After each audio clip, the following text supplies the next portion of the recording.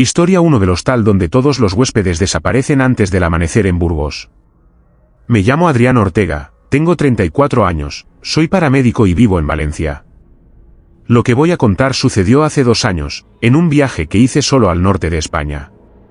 Era enero, hacía frío, y necesitaba unos días lejos de la ciudad, del ruido, del hospital, de las urgencias. Reservé una habitación en un hostal rural en las afueras de Burgos. Uno de esos lugares que no aparecen en las plataformas conocidas y que solo encuentras por foros de viajeo. Recomendaciones antiguas. Se llamaba Hostal San Gregorio, una casa de piedra vieja en medio de la nada, rodeada de encinas, sin cobertura en el móvil y con una única carretera que llegaba hasta allí. Cuando llegué, apenas había luz en el exterior, solo una farola parpadeante frente a la entrada. Toqué el timbre y nadie respondió al principio. Estuve a punto de irme, pero la puerta se abrió sola, con un chirrido seco que se clavó en los oídos. Dentro, el ambiente estaba cargado, olía a humedad, a madera vieja y a algo más, algo que no supe identificar al principio. En el mostrador había un libro de registro de huéspedes abierto, con páginas amarillas, llenas de nombres escritos a mano. No había nadie en recepción. Llamé en voz alta, «Hola, ¿hay alguien?», y una mujer mayor apareció desde una puerta lateral.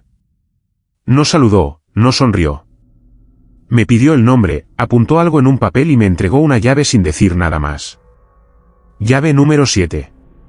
Subí por las escaleras crujientes, cada paso hacía un sonido diferente. La habitación estaba al final del pasillo, al lado de una ventana sellada con clavos. Dentro, todo era antiguo, la cama, el armario, el espejo. Pero lo más extraño era el silencio. Un silencio que no era natural. No había televisión, ni música, ni el ruido típico de otros huéspedes. Nada. Solo el sonido de mi respiración y el tic-tac de un reloj viejo en la pared. Intenté dormir, pero algo no me dejaba. Me sentía observado. Como si alguien estuviera parado detrás de la puerta, escuchando cada movimiento. A las 3:07 de la madrugada, escuché pasos. Lentos. Arrastrados. Desde el pasillo. Me levanté, abrí la puerta con cuidado, no había nadie.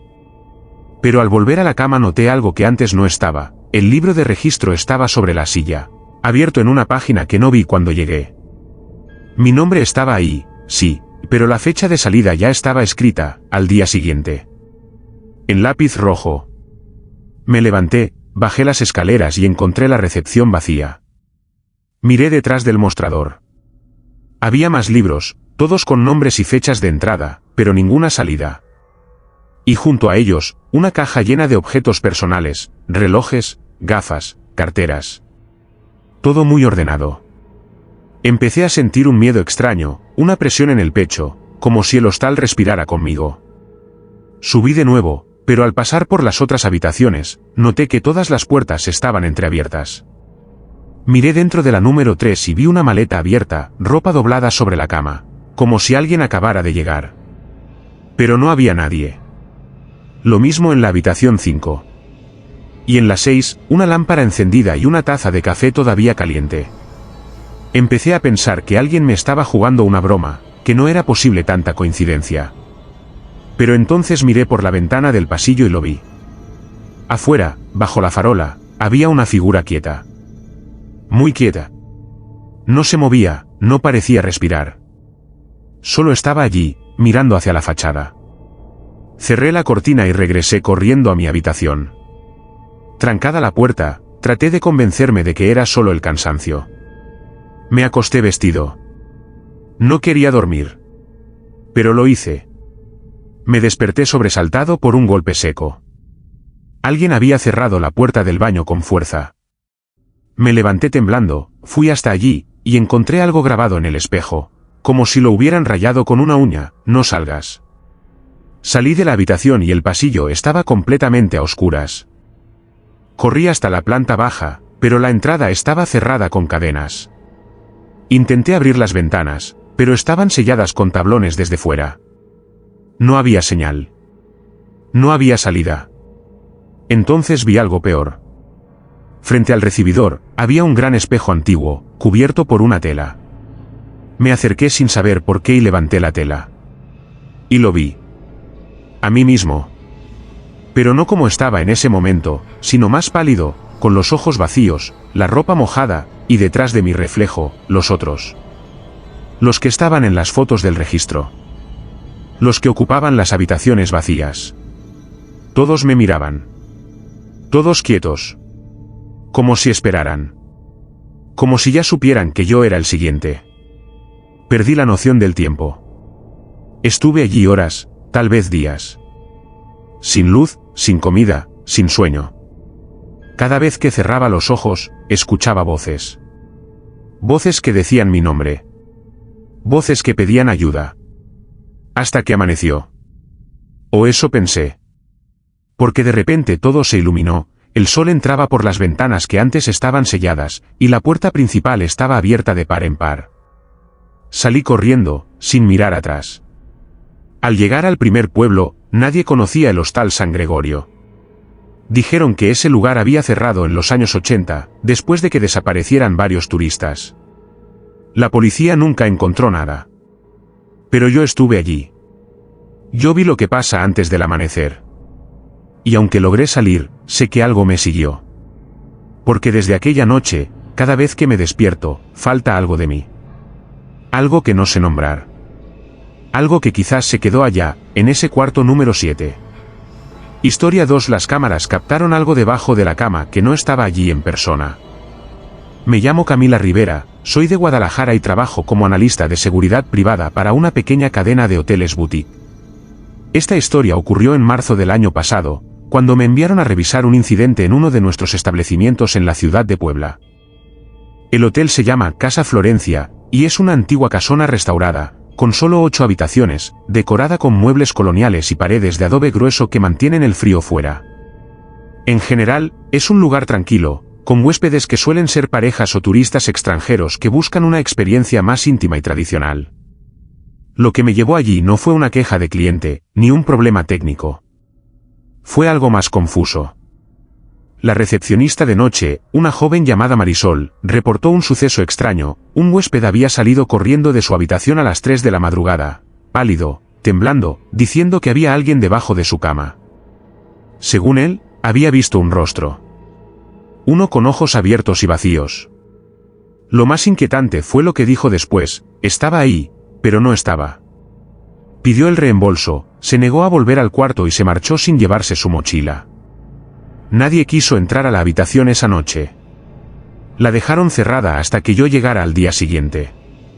Al llegar, pedí acceso a las grabaciones de seguridad internas. Teníamos cámaras en los pasillos, el lobby, y por protocolo, en las habitaciones solo se instala una cámara oculta en la esquina superior, activada por detección de movimiento, en caso de emergencias o robos.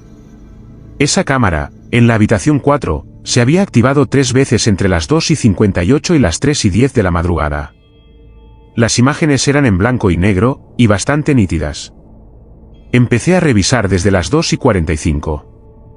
Se ve al huésped, un joven extranjero, alemán, según el registro, sentado en la cama, leyendo algo en su celular. Luego se acuesta, apaga la lámpara y todo queda en penumbra, apenas iluminado por la luz de la calle filtrada por la ventana. Hasta ahí, nada raro. Pero exactamente a las 2:59, el detector se activa otra vez. El huésped está durmiendo, boca arriba, y la cámara empieza a captar una figura, debajo de la cama. No hay otra forma de decirlo. Se ve una forma humana, acostada de lado, con la cabeza ligeramente levantada. Lo más perturbador es que esa cabeza se gira, y mira hacia la cámara. Es un rostro pálido, sin cejas, con los ojos completamente abiertos, sin parpadear. Parece una mujer, pero no estoy segura. Lo vi con claridad. Esa figura no estaba allí cuando revisaron la habitación por la mañana. No había forma de que alguien estuviera escondido. No había entradas ocultas, ni ventilaciones grandes, y los accesos estaban cerrados desde dentro. Retrocedí varias veces el vídeo. Pensé que podía ser un reflejo, un efecto visual. Pero no. Cuando el huésped se gira en la cama, parece sentir algo. Mira hacia abajo. Se incorpora. Se asoma lentamente al borde, y en ese momento, se lanza hacia atrás, contra la pared, con una expresión de puro terror. Empieza a gritar. Sale corriendo, descalzo, dejando el celular y la mochila. La figura debajo de la cama no se mueve. Simplemente desaparece unos segundos después, como si se desvaneciera en el aire. Lo más escalofriante es que en el momento exacto en que desaparece, la lámpara de la habitación parpadea y luego se apaga sola. Decidí entrar a la habitación personalmente. Era pequeña, con una cama matrimonial de hierro forjado, un armario antiguo y un espejo largo frente a la cama. Al encender la luz, noté algo raro en el suelo, justo debajo del marco de la cama, marcas de uñas, como si alguien hubiese rasguñado la madera desde abajo. 4 líneas largas, profundas, hechas con fuerza. Nadie había reportado eso antes. Me arrodillé para mirar debajo, y no había nada. Solo polvo. Pero sentí algo.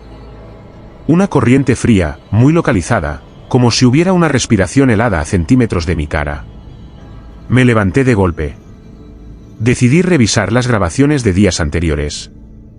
Y lo que encontré me dejó sin habla.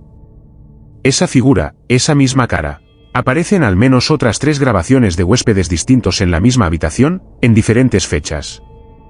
Todos reaccionaban igual, se despertaban asustados, revisaban debajo de la cama, y salían huyendo. Ninguno de ellos presentó quejas formales. Algunos simplemente no volvieron después de la primera noche. Otros no dijeron nada. Pero todos dejaron algo atrás, una maleta, una camisa, una carta escrita a mano en otro idioma. Como si quisieran irse lo más rápido posible. Reporté todo a mi supervisor. Le mostré los vídeos. Su reacción fue insólita, me pidió que no lo documentara oficialmente. Me dijo que esas cosas pasan en hoteles antiguos, y que lo mejor era desconectar la cámara de la habitación 4 y no alquilarla más por el momento. Me pareció absurdo. Decidí quedarme una noche más para investigar por mi cuenta. Coloqué una cámara infrarroja portátil apuntando a la cama y activé la grabación continua. Cerré la puerta, apagué la luz y me acosté. Eran las 2:45 cuando empecé a sentir que el colchón vibraba, muy sutilmente, como si algo se arrastrara por debajo. No podía moverme. Estaba completamente paralizada. Mis ojos abiertos, la respiración contenida. Escuché un susurro. No entendí las palabras, pero el tono era como un canto bajo, repetitivo, y venía desde debajo. Sentí que si me asomaba, algo me iba a agarrar. No lo hice. No quería verlo. Solo cerré los ojos. Y cuando los abrí de nuevo, era de mañana. Me levanté temblando. Fui directo a revisar la grabación. La cámara captó lo mismo, a las 3:03, una figura apareció debajo de la cama. Esta vez, más clara. Se arrastró lentamente hacia afuera, pero nunca salió por completo. Solo asomó el rostro, giró la cabeza hacia la cámara, y sonrió. Una sonrisa forzada, inhumana, que no correspondía a la expresión de ningún ser normal. Después de varios segundos, se desvaneció. Igual que antes. Me fui de ese hotel esa misma mañana. No presenté el informe completo. Guardé las grabaciones en una carpeta cifrada que todavía tengo, pero no las volví a ver. Casa Florencia sigue funcionando. La habitación 4 ya no se alquila a huéspedes, pero sé que de vez en cuando, alguien entra a limpiarla. O al menos eso dicen.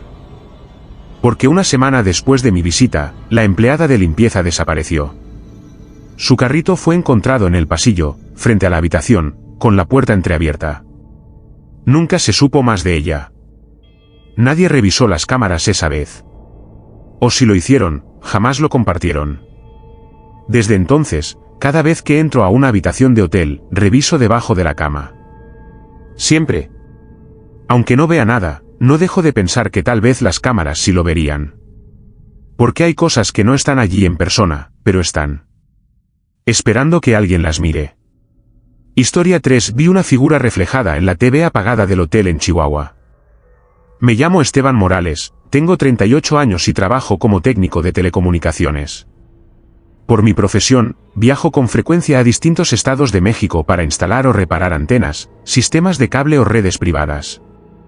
Es un trabajo solitario, muchas veces agotador, y me ha llevado a dormir en toda clase de alojamientos, desde hoteles de lujo hasta cuartos improvisados encima de talleres. Pero nada, absolutamente nada, me había dejado una huella como lo que viví hace unos meses en un hotel viejo en las afueras de Chihuahua capital. Ese lugar no estaba en ninguna aplicación de reservas. Me lo recomendó un compañero que conocía al dueño. Es barato y tranquilo, me dijo. No tiene lujos, pero para una noche basta. Se llamaba Hotel Mirador del Desierto. El edificio era una construcción de los años 70, con paredes color mostaza y un letrero de neón que apenas se encendía por completo. Al llegar, noté que no había más autos en el estacionamiento, solo una vieja camioneta blanca con las llantas desinfladas. El recepcionista, un hombre delgado y calvo con gafas gruesas, me recibió sin mucho entusiasmo. Me pidió el pago en efectivo y me dio la llave de la habitación 11. Me dijo algo extraño justo antes de darme la llave: la televisión no funciona, pero no la toque, por favor. Está desconectada del sistema. Pensé que se refería a que no había señal de cable, algo común en hoteles viejos. No le di importancia. La habitación era simple, una cama individual, una silla, un escritorio con una lámpara de noche, y frente a la cama, un televisor de los antiguos, de esos de caja negra con marco grueso. Aunque el aparato estaba apagado, su pantalla tenía ese brillo tenue que algunas pantallas tienen cuando hay algo de luz en la habitación. Como un espejo oscuro. Dejé mis cosas, me duché, cené algo que llevaba en la mochila y me acosté a revisar el celular. Eran cerca de las 11:40 cuando noté por primera vez algo raro. La televisión apagada parecía reflejar algo más que el cuarto. Desde mi posición en la cama, podía ver el reflejo de la puerta del baño y parte del escritorio. Pero también, algo más. Una figura. Estática. Al principio pensé que era una sombra, un juego de luz. Pero no. Era una silueta delgada, alta, sin rostro distinguible, de pie justo junto a la puerta del baño. Me senté de golpe y miré hacia allá. No había nada. Miré de nuevo a la televisión. La figura ya no estaba. Pasé los siguientes minutos diciéndome que estaba cansado, que eran mis ojos jugando con la oscuridad. Apagué la lámpara y traté de dormir. Pero el sueño no llegaba. Cada tanto, abría los ojos y miraba la pantalla de la tele. Y ahí estaba otra vez. Más cerca. Justo detrás de la silla, junto al escritorio. Esta vez, su cabeza parecía ladeada, como si estuviera observándome con curiosidad. Encendí la lámpara con rapidez y me incorporé. Otra vez, nada. No había nadie en la habitación. Me acerqué a la televisión, y noté que no tenía cable conectado. Ni corriente. Ni antena. Nada. Aún así, su pantalla parecía viva, como si respirara. Regresé a la cama, pero no apagué la luz. Me senté frente a la pantalla y me quedé observando por minutos, hasta que vi algo que me heló la sangre. La figura estaba de nuevo allí. Pero esta vez, su rostro era visible. Era el mío. Mi mismo rostro, pero con la piel pálida, los ojos hundidos, y una expresión que no era mía. Sonreía. Una sonrisa lenta, ancha, sin alegría. Y lo peor, la figura alzó su mano y tocó el interior de la pantalla. Justo donde estaría el vidrio. Como si quisiera salir. Me levanté bruscamente y tapé el televisor con una toalla. Quería irme. Quería salir de ese cuarto, pero algo me decía que si abría la puerta en ese momento, estaría peor. Me encerré en el baño, encendí la luz y me senté en el suelo. Pasé ahí el resto de la noche. Cada tanto, escuchaba ruidos leves en el cuarto, un susurro, como si alguien murmurara mi nombre, y un golpeteo suave en el cristal del televisor. Al amanecer, salí del baño con el cuerpo entumecido. La toalla seguía sobre el aparato. Reuní mis cosas, abrí la puerta y bajé a recepción. No había nadie. Toqué el timbre, grité, pero el lugar estaba completamente vacío. Solo una carta sobre el mostrador. Era del recepcionista. Decía, si vio algo en la televisión, no vuelva a mirar. Se alimenta de quien la observa. Esa misma tarde me contacté con el compañero que me recomendó el lugar.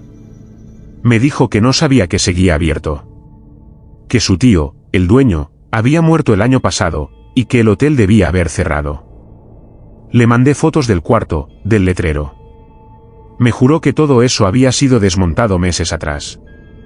Ese lugar ya no existe, Esteban, me dijo. Estás viendo algo que no debería estar ahí. Revisé en Google Maps. El hotel no aparecía.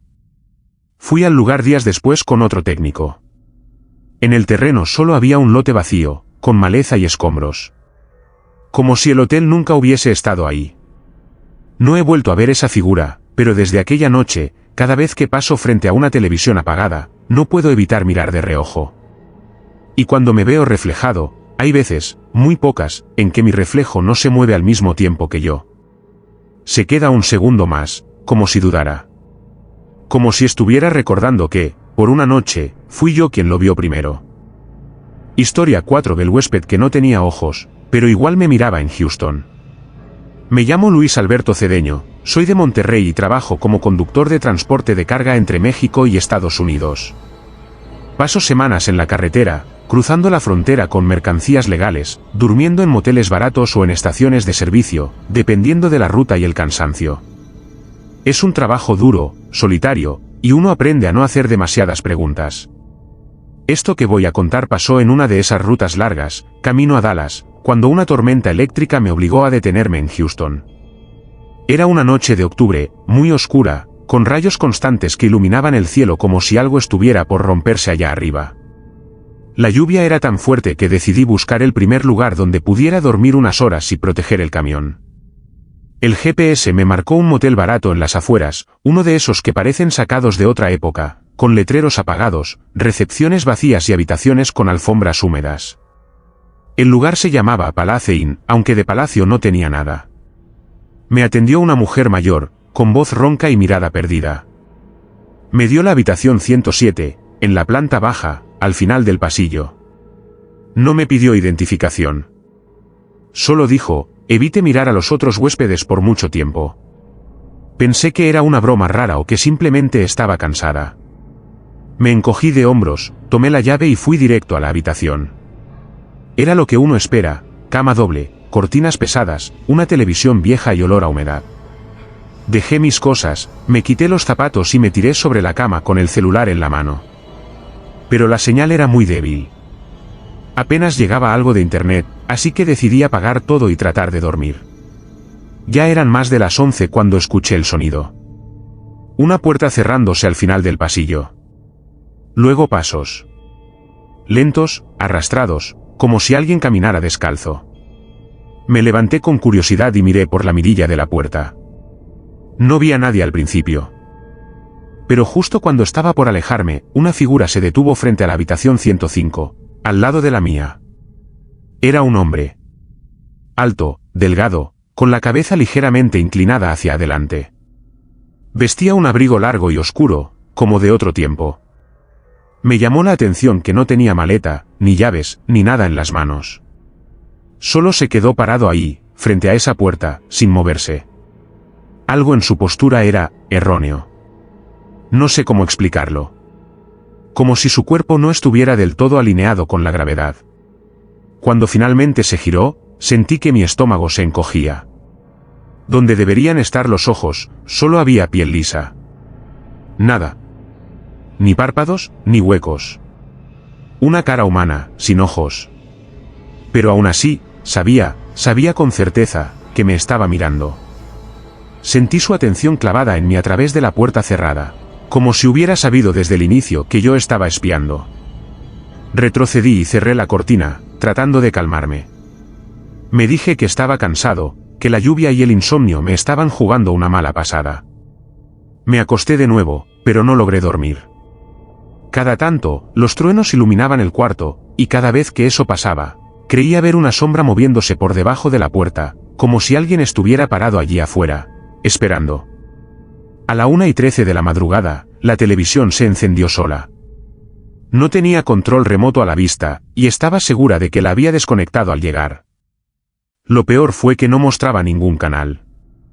Solo una imagen fija, el pasillo del motel. Una toma desde una cámara de seguridad, pero no había cámaras visibles en el lugar.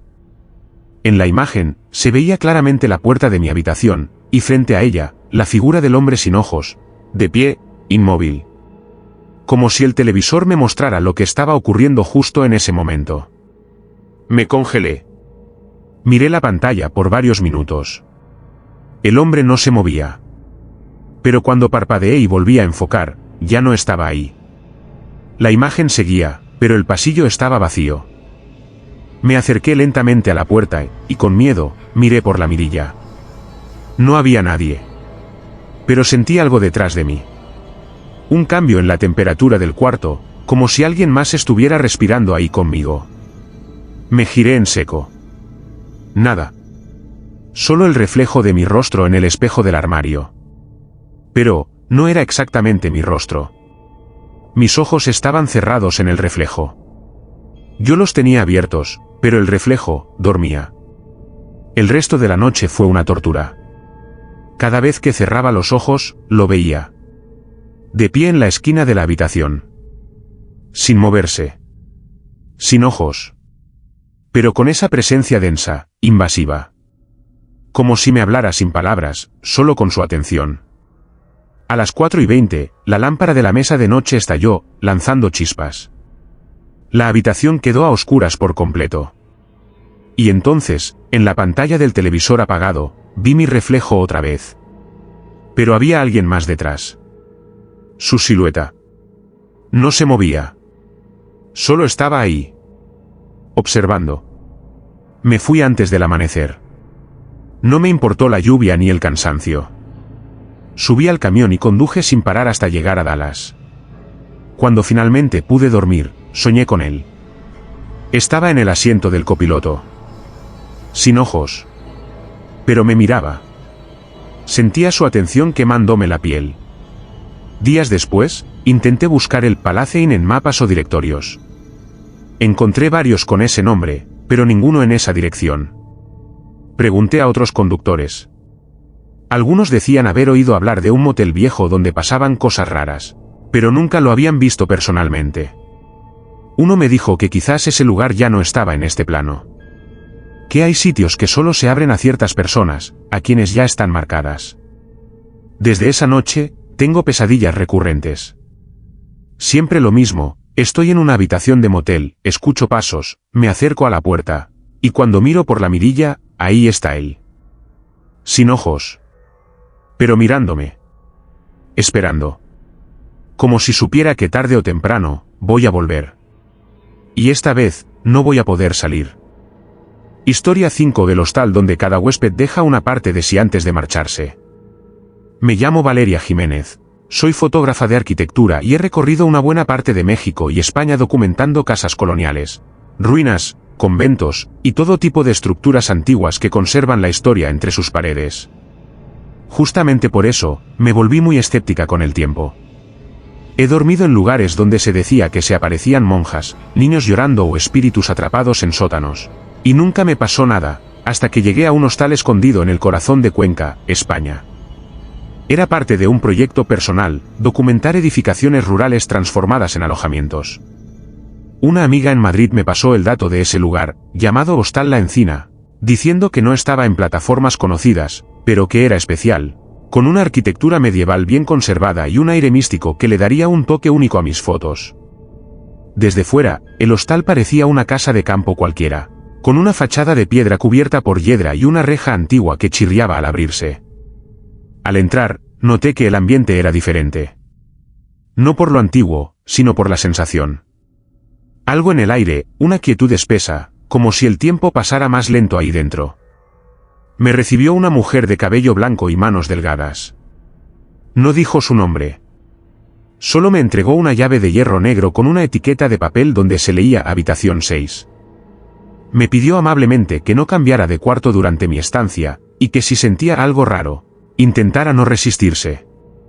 Esa frase me incomodó, pero la tomé como una excentricidad. La habitación era acogedora. Rústica, con una cama de madera tallada, cortinas gruesas y una ventana pequeña que daba al jardín interior. Al lado del armario, había un espejo antiguo, agrietado en una esquina, que distorsionaba un poco el reflejo. Pasé el resto del día tomando fotos del lugar. Había detalles preciosos, gárgolas talladas en las cornisas, vitrales que dejaban entrar la luz en tonos azules, escaleras de piedra con huellas marcadas por los siglos. Pero también había algo más. Pequeñas cosas que no encajaban. Una puerta que siempre estaba cerrada con candado y que no llevaba a ninguna parte según el plano. Un reloj de pared que se detenía siempre a las 3:17. Y cuadros en los pasillos donde los rostros parecían haber sido borrados o raspados con fuerza. La primera noche dormí profundamente. Pero al despertar, noté algo extraño, había perdido mi pulsera. Una que llevaba desde niña y que nunca me quitaba. Pensé que la habría dejado en el baño, pero no estaba. Ni en la maleta, ni en la cama. Desaparecida. Lo raro fue que en el lugar donde solía estar en mi muñeca, tenía una ligera marca, como si se hubiera desprendido por la fuerza. No le di mayor importancia. Esa mañana, al bajar a desayunar, me crucé con un hombre mayor que salía justo en ese momento.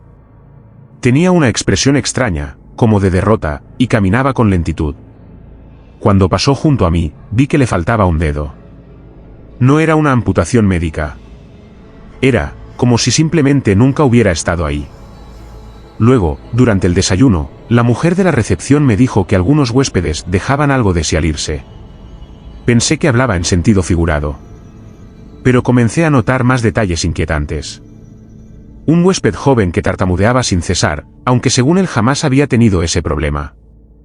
Una pareja que discutía sin parar porque ella aseguraba que él había olvidado completamente quién era su madre. Y una mujer que lloraba frente al espejo porque, según dijo, ya no se reconocía. Decidí revisar mis grabaciones de la noche anterior. Tenía la costumbre de dejar una cámara encendida en modo nocturno mientras dormía, más por costumbre que por otra cosa.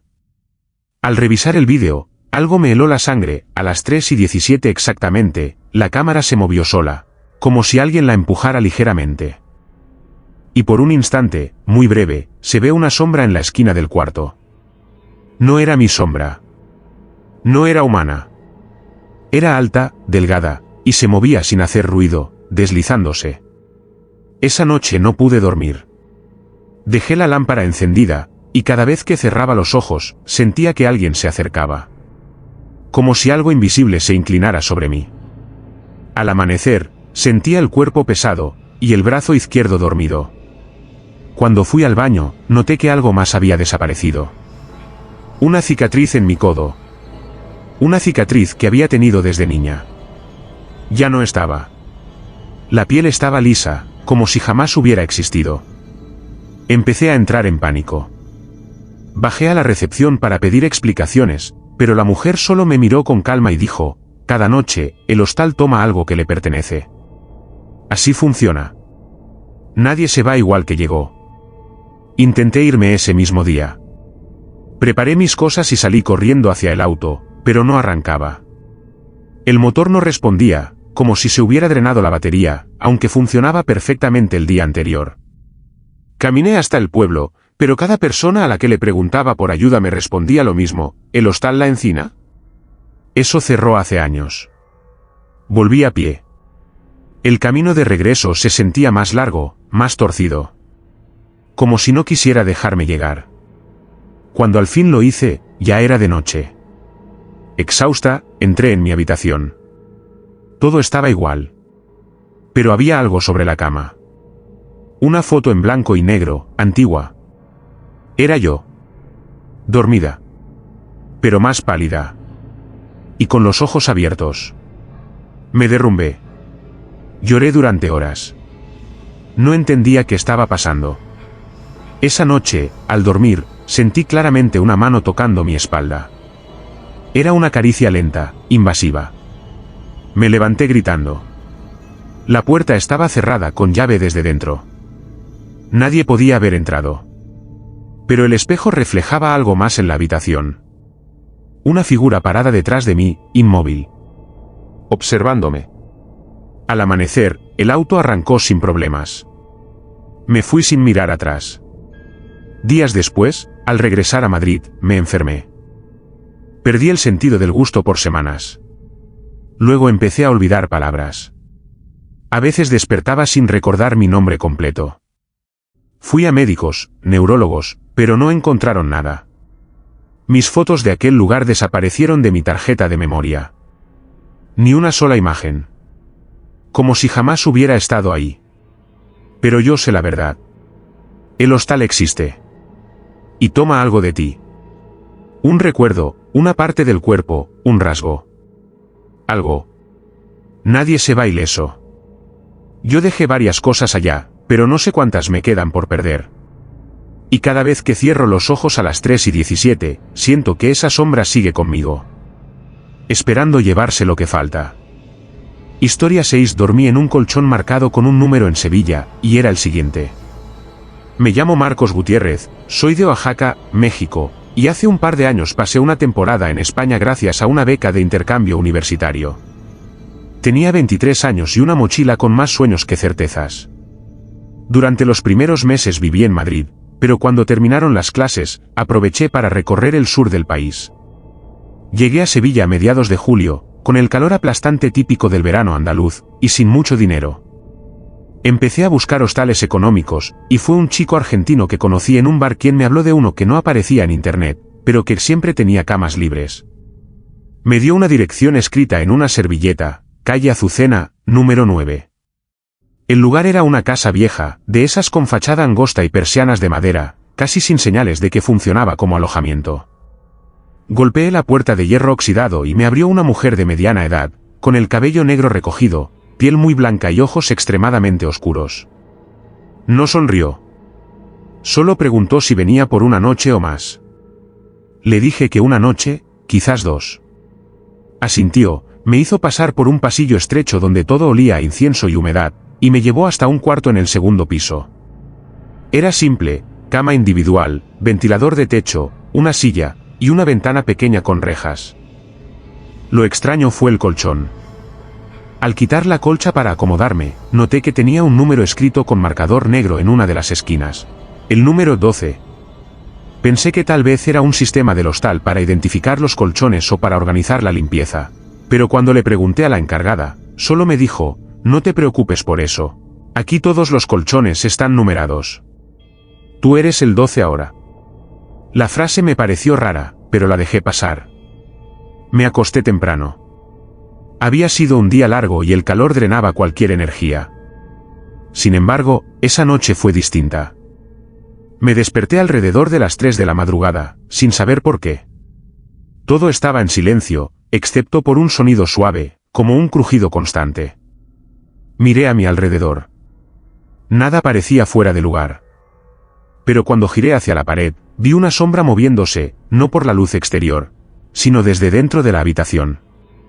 Era alargada, humana, como si alguien caminara en círculo, alrededor de la cama. Encendí el ventilador para romper el silencio y traté de volver a dormir. A la mañana siguiente, en el desayuno, noté que había otros huéspedes. Un hombre mayor con mirada perdida, una pareja que no se hablaba, y una chica alemana con ojeras profundas. Intenté iniciar una conversación con ella, pero fue esquiva. Solo me dijo, en voz baja, que iba a irse ese mismo día. Que había dormido en el colchón número 11, y que no pensaba quedarse para ver qué pasaba después. No entendí del todo, hasta que bajé al pasillo principal. En la entrada, sobre una mesa, había un cuaderno viejo con anotaciones. Me acerqué por curiosidad. Eran nombres, fechas y números. Cada línea terminaba con un número entre 1 y 20. Todos en orden ascendente. Nadie repetía número. Y en la última línea estaba mi nombre, Marcos Gutiérrez 12. Comencé a inquietarme. Volví al cuarto, revisé el colchón con más atención y noté que el número parecía escrito sobre otros trazos borrados. Como si antes hubiera tenido otros números, uno encima del otro. Esa noche, intenté cambiar de habitación, pero la encargada me dijo que todas estaban ocupadas. Que lo que te toca, te toca. Dormí vestido, con la mochila lista junto a la cama. A las 3:12, algo me despertó. No fue un ruido. Fue una sensación. Como si alguien se hubiera acostado junto a mí. Me paralicé. No podía mover ni un dedo. En el reflejo del ventilador metálico vi claramente una figura acostada boca arriba a mi lado. No respiraba. No se movía. Solo estaba ahí. No sé cuánto tiempo pasó hasta que pude moverme de nuevo. Pero al hacerlo, la figura ya no estaba. La cama seguía tibia en el lugar donde antes no había nadie. Tomé mis cosas y bajé corriendo las escaleras. Pero al llegar al vestíbulo, me encontré con la puerta principal cerrada con llave. No tenía forma de abrirla. La encargada no estaba. Esperé horas, sentado en un rincón. En algún momento, me venció el sueño. Me despertó el sonido de pasos. Subí de nuevo a mi cuarto como hipnotizado. La cama me llamaba. Y cuando me acosté, me dormí en segundos, como si algo me hubiese drenado toda la energía. Al día siguiente, logré salir. Nadie me detuvo. Afuera, la luz del sol me cegó. Caminé por las calles de Sevilla sin rumbo, pero sentía que algo me seguía. Como si la sombra de la noche anterior me hubiera acompañado. Decidí regresar a Madrid. No podía explicar lo que me había pasado. Las semanas siguientes fueron extrañas. Comencé a olvidar cosas. Palabras. Fechas. Y cada vez que dormía, soñaba con una habitación oscura y una voz que repetía mi número, una y otra vez. 12. 12. 12. Hace poco, por curiosidad, contacté a la chica alemana por redes sociales. Le pregunté si recordaba algo más de ese lugar. Solo me respondió con una frase: no dejes que te alcancen. El siguiente ya está marcado. No sé qué significa eso.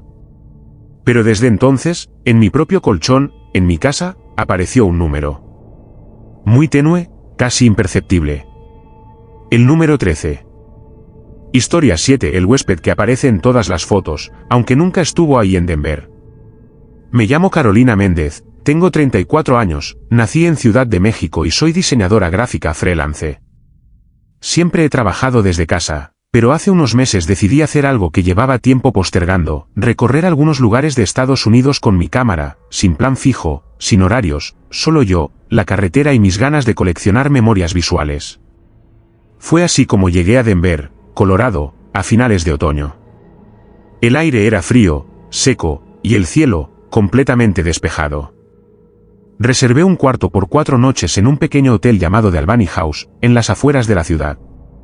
No estaba en las aplicaciones de viaje más populares, pero lo encontré por recomendación en un foro de viajeros. La fachada era encantadora, ladrillo rojo, ventanas con marcos de madera oscura y una pequeña torre en una de las esquinas que le daba un aire de mansión antigua. Por dentro, el ambiente era silencioso, casi demasiado. No tenía música de fondo ni el típico sonido del lobby. Solo una alfombra espesa que absorbía cada pisada. La recepcionista, una mujer muy joven con acento del sur, me recibió con amabilidad, pero sus ojos tenían esa mirada que uno asocia con alguien que ha visto más de lo que debería. Me dio la llave de la habitación 204, me deseó una buena estancia y me dijo: si toma fotos, asegúrese de revisar bien antes de subirlas. No entendí el comentario, pero lo tomé como un consejo amistoso. Mi cuarto era amplio, con un ventanal que daba al patio trasero lleno de árboles desnudos. La decoración parecía detenida en los años 60, empapelado florido, muebles de madera oscura y un espejo de cuerpo entero junto a la cama. Saqué mi cámara y pasé esa primera tarde tomando fotos del interior del hotel. El lugar era precioso: lámparas colgantes de cristal, escaleras talladas, puertas de arco y una biblioteca antigua llena de polvo. Hice muchas tomas, obsesionada con la luz suave que entraba por las ventanas. Esa noche, mientras revisaba las fotos en mi laptop, noté algo raro. En casi todas las imágenes que tomé dentro del hotel, había una figura. Lejana, borrosa, pero claramente humana. A veces parada junto a una puerta, a veces en lo alto de las escaleras, otra sentada al fondo del pasillo. Siempre fuera de foco, siempre en segundo plano. Al principio pensé que era otro huésped. Pero lo inquietante era que no lo recordaba. No había visto a nadie en todo el recorrido. Y lo más perturbador, en todas las fotos, vestía lo mismo. Un traje negro, camisa blanca sin corbata, y un rostro imposible de ver bien. A la mañana siguiente bajé a recepción y pregunté si alguien más estaba hospedado. La chica revisó el registro y negó con la cabeza. Solo usted y el señor que se fue anoche, dijo. Le mostré las fotos, preguntándole si reconocía al hombre de traje. Las miró en silencio, y sin responder, me pidió que la acompañara a una sala detrás del mostrador. Era una especie de archivo, con cajas, carpetas y álbumes fotográficos viejos. Me entregó uno que tenía escrito años 80. Lo abrí. Fotos del hotel, decoraciones antiguas, fiestas. Y ahí estaba él. En casi todas. Siempre al fondo. Siempre mirando a la cámara. Le pregunté quién era. Me dijo que no lo sabían. Que desde que tenía memoria, ese hombre aparecía en las fotos del hotel. Incluso en las tomadas por turistas. Algunos se enteraban después, al revisar sus recuerdos. Otros lo veían de inmediato y se marchaban sin pedir reembolso. No lo vemos en persona, me explicó, pero él siempre está aquí. Sentí un escalofrío en el estómago. Le pregunté por qué no cerraban el hotel. Me dijo que no podían. Que algo en el contrato original lo impedía. Mientras alguien lo vea en una imagen, el lugar sigue vivo, murmuró. Decidí quedarme una noche más. Quería comprobar por mí misma si era un error óptico, una coincidencia, o algo más. Salí esa tarde a caminar por el vecindario, tomé fotos de las calles, del parque, de un mercado local. Volví al atardecer, subí al cuarto y descargué las nuevas imágenes. En las tomadas fuera del hotel no había nada raro. Ninguna figura. Pero en la última foto, justo antes de entrar por la puerta principal de The Albany House, lo vi. Reflejado en el vidrio, detrás de mí. De pie. Cerca. Cerré la laptop de golpe. Me recosté en la cama con el corazón acelerado. Pensé en irme, pero ya era de noche, y el miedo me tenía paralizada. Dejé la lámpara encendida. No dormí. Solo escuchaba el tic-tac del reloj de péndulo en el pasillo. A las 3:22 de la madrugada, el espejo junto a la cama comenzó a empañarse, como si alguien respirara frente a él. Me senté. En el vidrio, había una marca. Una mano. Claramente delineada. Pero no mía. Era más grande. Y detrás de esa marca, un rostro. El mismo rostro que no podía distinguir en las fotos. Solo que esta vez, me miraba directo. Me fui antes del amanecer. No hice el checkout. Dejé la llave sobre la cama y salí con la maleta en la mano. Conduje hasta el centro de la ciudad y busqué otro lugar donde dormir. Esa noche no tomé fotos. Ni las siguientes. Cuando llegué a Albuquerque, revisé mi cámara. El archivo de fotos del hotel estaba corrupto. Imágenes negras, incompletas.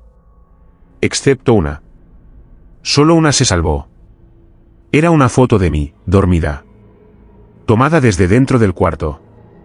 Desde los pies de la cama. Y al fondo, en la penumbra, él. De pie. Sonriendo. Desde entonces, cada foto que tomo, reviso obsesivamente los bordes, los reflejos, los fondos. Porque no sé si fue el hotel lo que me lo mostró, o si ahora está conmigo. Esperando aparecer, una vez más, en el fondo de algún recuerdo. Historia 8 del Airbnb que solo se puede encontrar si estás perdido en Baja California. Me llamo Mateo Rivera, tengo 29 años y soy chef. En marzo del año pasado, después de una ruptura complicada y del cierre repentino del restaurante donde trabajaba en Ciudad de México, decidí tomarme un tiempo solo para mí. Agarré mi coche, preparé algo de equipaje y manejé hacia el norte sin rumbo, sin mapa fijo, sin reservas. Quería perderme, literalmente. Y fue eso lo que pasó. No como metáfora, sino de verdad. Me perdí en medio del desierto, al sur de Baja California. La carretera se fue volviendo más estrecha, más irregular, hasta que dejé de ver señales. En algún punto debí haberme desviado sin darme cuenta, porque el GPS dejó de funcionar, y mi celular marcaba sin servicio desde hacía ya casi 2 horas. La temperatura bajaba, el sol empezaba a caer, y la idea de dormir en el coche comenzó a parecerme muy real. Fue entonces, justo al borde de un ataque de ansiedad, que lo vi. Un letrero viejo, torcido, al borde de la ruta de tierra. Decía simplemente, bienvenidos. No tenía nombre de lugar, ni flechas. Nada. Pero unos metros más adelante apareció la entrada de lo que parecía una casa antigua de campo, con luces encendidas en la parte superior y una fachada blanca apenas iluminada por faroles. Me detuve. No había autos afuera. Tampoco escuché ruidos. Solo el viento seco y el crujido de la grava bajo mis zapatos cuando me acerqué a la puerta. Toqué. Nadie respondió. Pero la puerta se abrió sola con un leve empujón. Dentro, el ambiente era cálido, limpio, con un estilo entre rústico y moderno. Olía a madera y café. Me pareció demasiado perfecto para ese lugar en medio de la nada. En la pared de entrada había un cartel: «Bienvenido, Mateo. Estás en casa». Me quedé helado. No había dicho mi nombre. No había hecho ninguna reserva. No había nadie visible, pero me estaban esperando. Un sonido suave, como un mensaje de voz, salió de una bocina junto al reloj del pasillo: «Tu cuarto está en el segundo piso. La cena estará lista a las 8». Pensé que debía ser algún sistema automatizado, pero me sentía observado. Como si los muros respiraran. Aún así, subí. El cuarto era acogedor, la cama impecable, el baño limpio, todo perfectamente dispuesto. Sobre la mesa, había una hoja: «Solo se puede salir cuando uno recuerda de verdad cómo llegó». Esa noche cené solo. La comida estaba servida en la mesa del comedor: sopa caliente, pan recién horneado, agua fresca. Nadie apareció.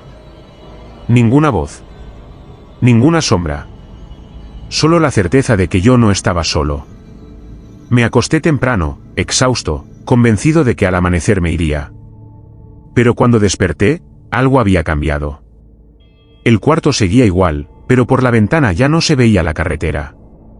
Ni el desierto. Solo niebla. Una niebla densa, espesa, imposible para esa región. Bajé corriendo, abrí la puerta principal, y afuera no había nada.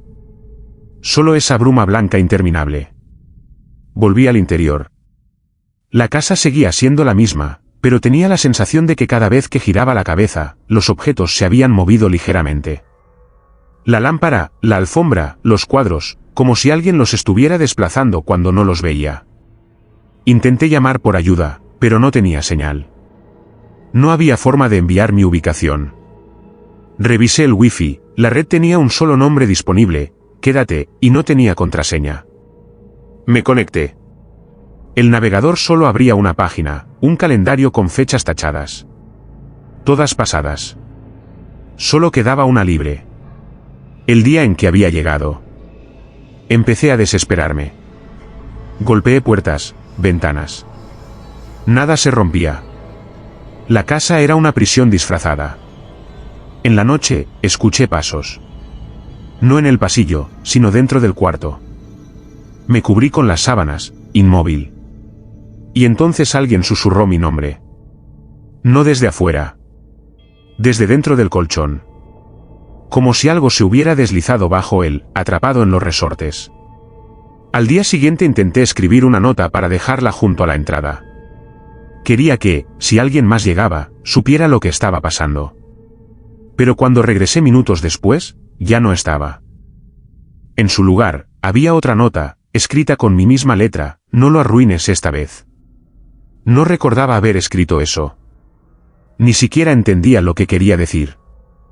Las noches siguientes fueron más oscuras. No por la falta de luz, sino por lo que pasaba mientras dormía. Soñaba con personas que no conocía, pero que me hablaban como si fueran parte de mí. Me acusaban de cosas. De haber olvidado algo. De haber escapado. Y cada mañana, al despertar, encontraba algo nuevo en la casa: una fotografía mía de niño pegada en la cocina. Un cuaderno con dibujos que juraría haber hecho en la infancia. Una prenda de ropa que no tenía desde que era adolescente. Entonces lo entendí. Esa casa no era un Airbnb normal. Era un sitio al que solo llegabas cuando estabas perdido, de verdad. No solo geográficamente, sino emocionalmente. Espiritualmente. Cuando ya no sabías quién eras. Cuando habías olvidado partes de ti que no querías enfrentar. La casa las traía de vuelta. Una por una. Te obligaba a quedarte hasta que recordaras. No el camino, sino las heridas. Las decisiones. Los rostros que habías borrado. Estuve allí 3 días. O al menos eso creí. Luego entendí que el tiempo no funcionaba igual dentro. Podrían haber sido semanas. Años. Empecé a ver versiones de mí mismo caminando por los pasillos. Más joven. Más viejo. Más roto. Me observaban en silencio. A veces se reían. A veces lloraban. Una noche, al mirar por la ventana, vi algo que me heló la sangre, el coche con el que había llegado, estrellado en la carretera, con humo saliendo del capó. Y dentro, mi cuerpo. Inmóvil. No sé si morí. No sé si esto es una especie de limbo. Pero un día, sin previo aviso, la puerta principal se abrió sola. Y afuera, el sol brillaba. Sin niebla. Sin trucos. Solo desierto. Salí. Corrí hasta donde debía estar mi coche, y allí estaba. Sin daños. Sin señales de accidente. Encendió al primer intento. Manejé sin mirar atrás. Cuando llegué a La Paz, intenté contar lo ocurrido. Pero nadie había oído hablar de un Airbnb en esa zona. Nadie conocía esa casa. Ni siquiera existía la calle.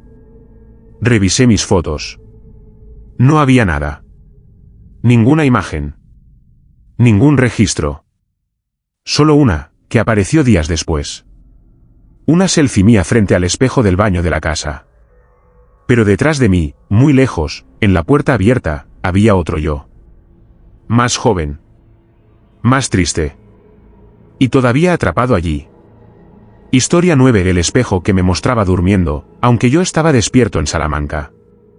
Me llamo Andrés Paredes, soy de Guadalajara, México, y soy profesor de literatura en una universidad privada. Hace un par de años, obtuve una plaza para dar clases durante un semestre en la Universidad de Salamanca, en España. Fue un sueño cumplido, poder caminar por las mismas calles que recorrieron Cervantes y Unamuno, rodeado de historia, arquitectura antigua y bibliotecas centenarias. Llegué en enero, con el frío apretando, y alquilé un piso pequeño en el centro histórico, cerca de la Plaza Mayor. Lo conseguí por una web de alquileres de temporada, y aunque las fotos eran algo oscuras, el precio era increíblemente bajo para la zona. Pensé que había tenido suerte. El piso era un tercer piso sin ascensor, con paredes gruesas, vigas de madera expuestas y un mobiliario muy antiguo. Tenía ese olor a cerrado que solo se encuentra en lugares que llevan demasiado tiempo sin ser habitados. Pero lo que más destacaba del apartamento era un espejo enorme, empotrado en la pared del dormitorio, justo frente a la cama. Era un espejo antiguo, con bordes de bronce y manchas en el cristal por el paso del tiempo. No se podía quitar. Intenté cubrirlo con una manta, pero la superficie parecía absorber la tela como si no quisiera ser ocultado. La primera noche fue normal, aunque el aire en el dormitorio estaba más frío que en el resto del piso. Me acosté agotado.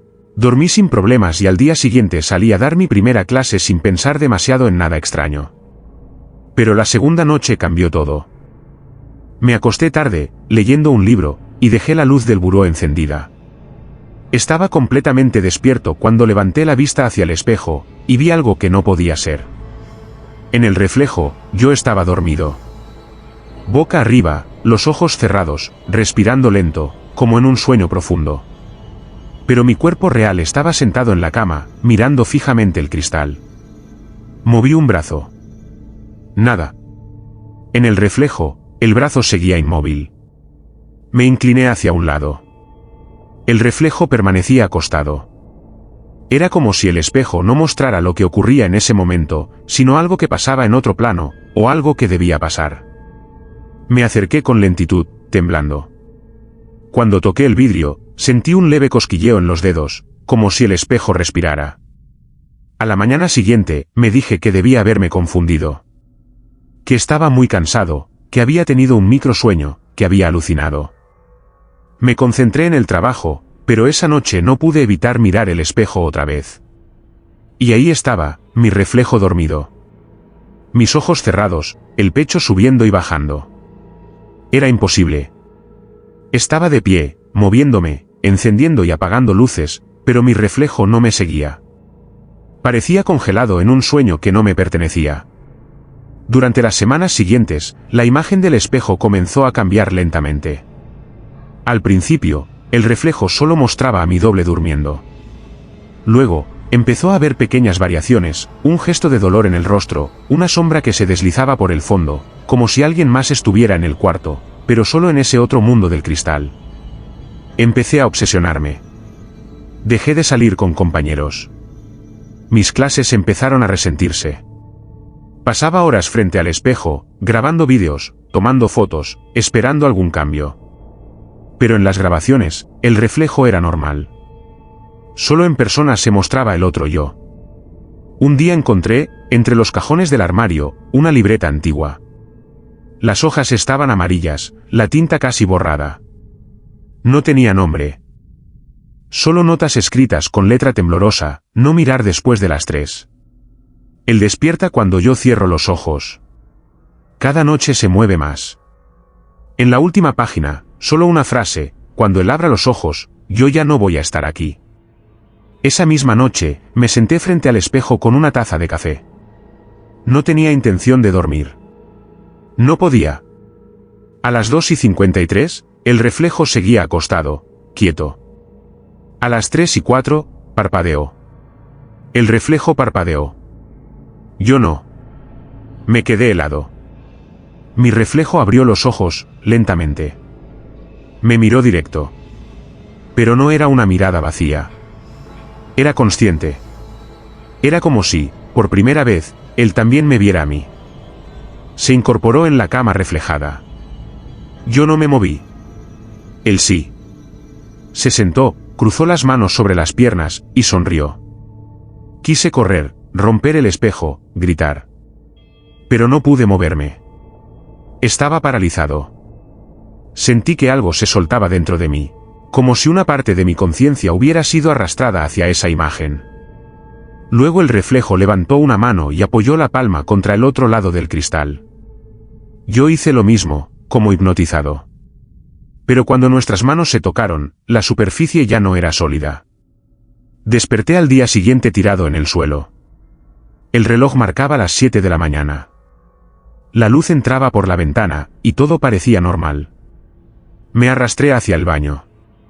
Pero cuando me vi en el espejo del lavabo, algo no encajaba.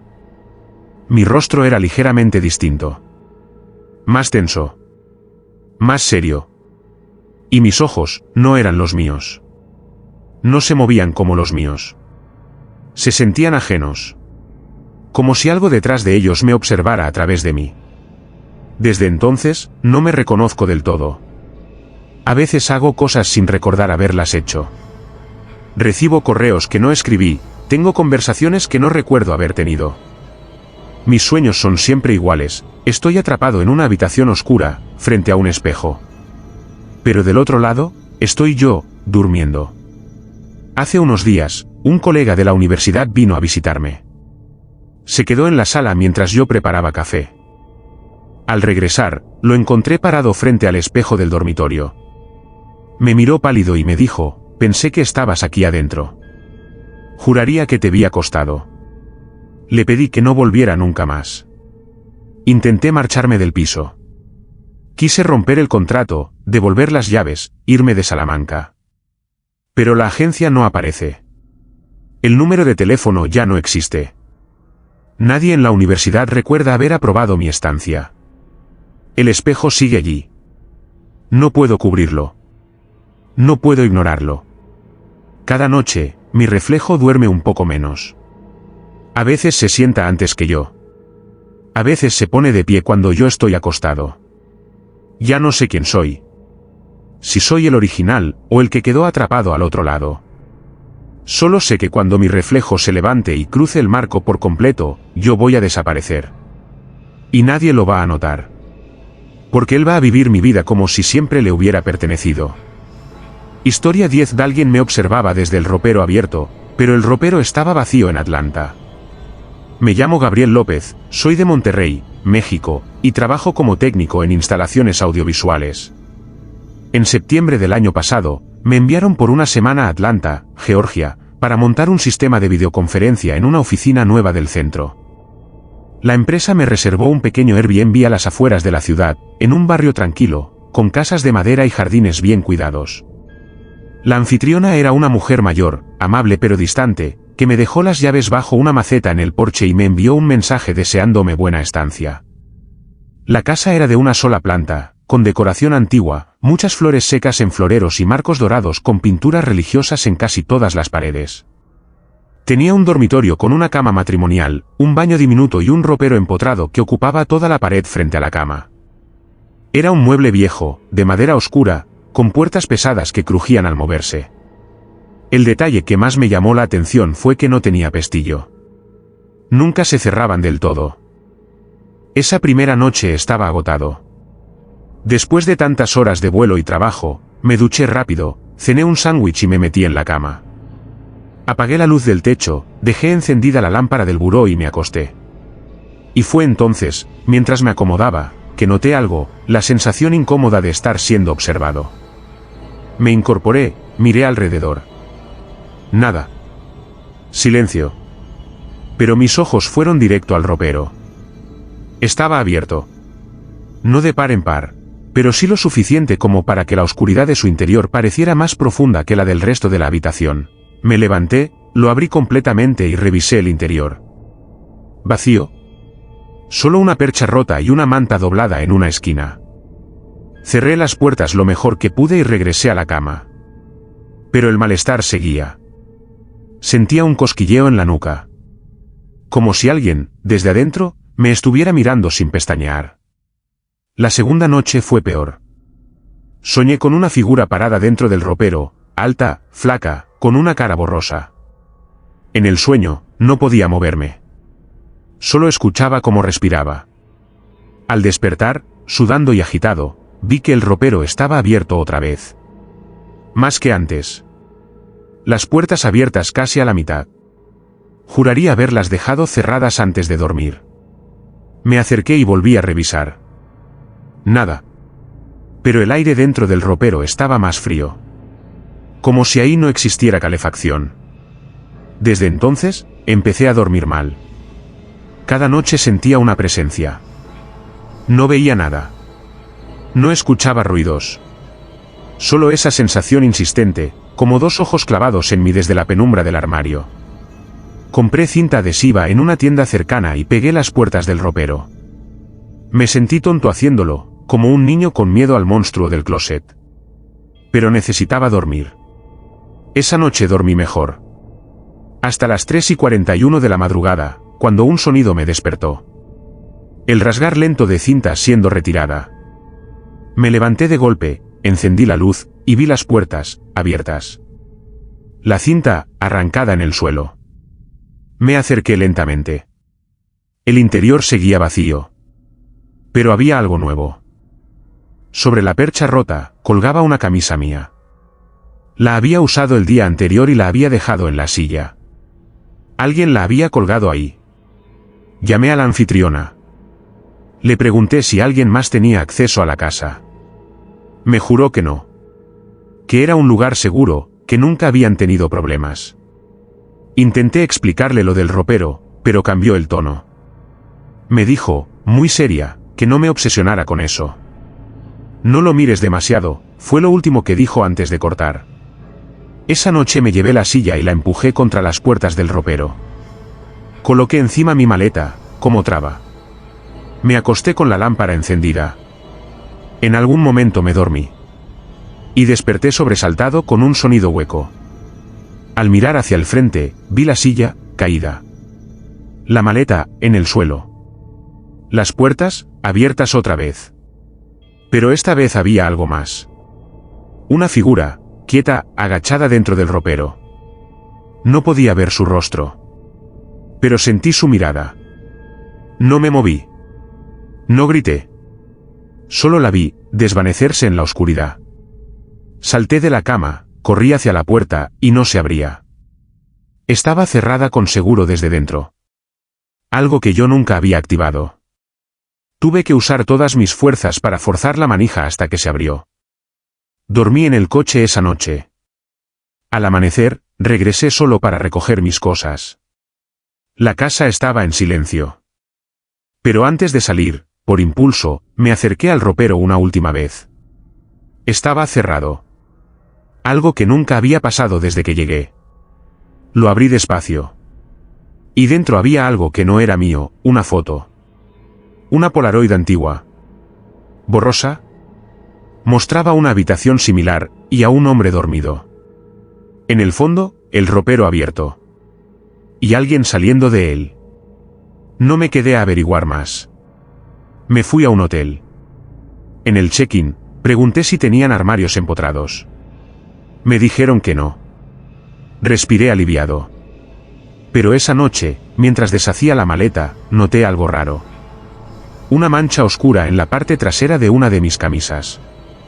Un olor extraño. Como a madera húmeda y encierro. Desde entonces, duermo con los armarios abiertos. Todos. No soporto no ver lo que hay dentro. Porque tengo la sensación de que si no los vigilo, se abrirán por sí solos. Y que en algún momento, alguien va a volver a salir de ellos. Tal vez la misma figura que me observaba cada noche en Atlanta. O tal vez otra. Porque si hay algo que aprendí es que hay puertas que no deben existir. Y algunas de ellas no necesitan cerrarse con llave, porque ya están esperando para volver a abrirse desde dentro.